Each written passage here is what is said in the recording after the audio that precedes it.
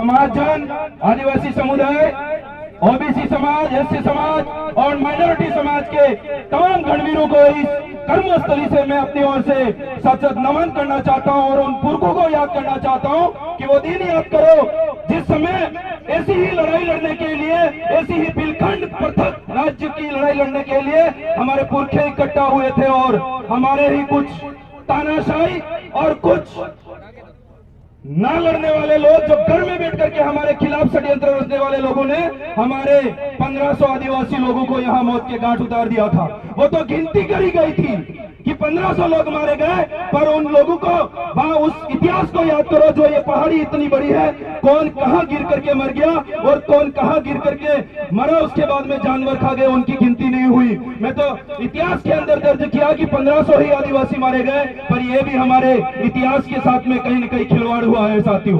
आज उसी तादाद में इस मानगढ़ पहाड़ी पर इकट्ठे हुए तमाम गणवीरों को मैं एक ही बात कहना चाहूंगा, तमाम युवाओं को एक ही बात कहना चाहूंगा, ज्यादा नहीं बोल करके कि एक व्यक्ति था हमारे समाज के अंदर जो जन्म लेकर, आदिवासी समाज के अंदर जन्म लेकर धीरे धीरे बड़ा होता है और कहीं 20-22 साल के अंदर वो अपने हक अधिकारों की लड़ाई लड़ने वाला होता है।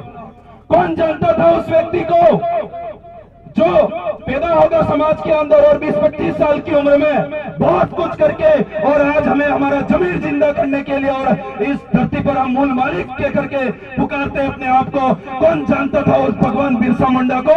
आप ये बात हमेशा याद रखिए, अपने कानों के अंदर, अपने दिमाग के अंदर याद रखिए। और मैं कहना चाहता हूँ, कौन जानता था उस व्यक्ति को जो तानाशाही और सामंतवादी लोगों से लूट करके गरीबों में बांट करके हमें हमारा भरण पोषण करता था? कौन जानता था उस व्यक्ति को?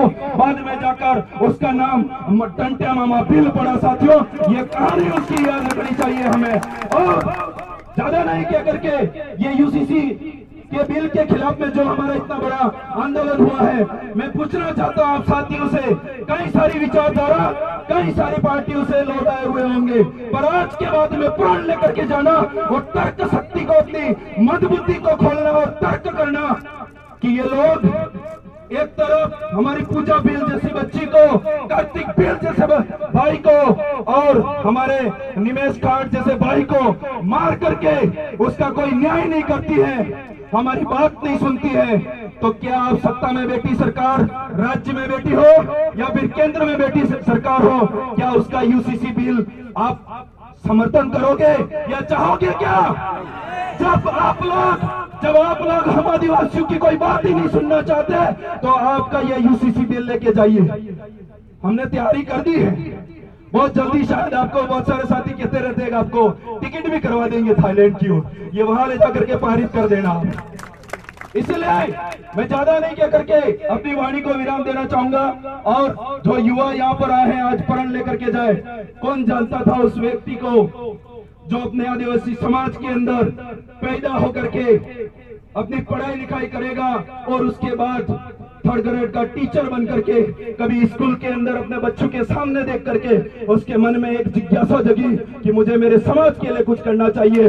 कौन जानता था उस व्यक्ति को जो जाकर के कौन जानता था उस व्यक्ति को जो बाद में जाकर के पूरे भारत ही नहीं पूरे विश्व का विश्व गुरु बन करके दिखाया उस भंवरलाल जी परमार को? कौन जानता था? एक बार तालियां बजाइए।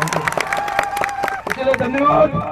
और जो तमाम साथी कम मेहनत करके इस रोड से आए हैं और जो ज्यादा साथी जो इस पहाड़ी से चढ़ करके आए हैं, वो अपना पसीना और अपनी मेहनत याद रख करके जाना और कभी यहाँ की जो ये यात्रा है वो मत भूलना। और उनको राजकुमार जी बता रहे थे, विधायक साहब बता रहे थे कि उनको उस समय ऐसी चाबी लगानी है जो ये हर बार हमारे पास झूठी चाबियां लगा करके विधानसभा में पहुंच जाते हैं। हमें ऐसी चाबी लगानी है इस बार कि इनकी ताले जो है जंग खा जाए, नगोसा भी तोड़वा पड़ी से वो हालत हुई जाए। इसलिए धन्यवाद। और तमाम युवाओं से एक ही आह्वान करना चाहूंगा आदिवासी परिवार के मार्फत और जो भी तमाम संगठन के साथी आए हैं, ये जो बैनर अगर लग जाता है उसके नीचे सारे संगठन, सारी पार्टियां और सारे बड़े बड़े तमाम जो हम संघर्ष कर रहे हैं संगठन है वो सारे जीरो हो जाते हैं। तो मैं उन तमाम साथियों को कहना चाहता हूँ, रख हौसला, वो मंजर भी आएगा, तुझ प्यासे के पास ये समंदर भी आएगा। रख आदिवासी परिवार की जाजम पर कदम, तुझे तेरा बिल प्रदेश भी मिलेगा, मिलने का मजा भी आएगा। धन्यवाद।